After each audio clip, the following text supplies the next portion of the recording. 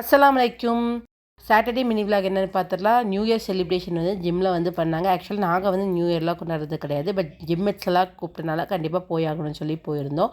அங்கே வந்து கேக்கெல்லாம் கட் பண்ணி ரொம்ப என்ஜாய் பண்ணி எங்களுக்கு வந்து ஆக்சுவலாக நான் ஜிம்முக்கு போகும்போது எனக்கு வந்து ரொம்பவே பீஸ்ஃபுல்லான மைண்டு அந்த மாதிரி ஒரு பாசிட்டிவ் தான் வர ஆரம்பிச்சிருச்சு.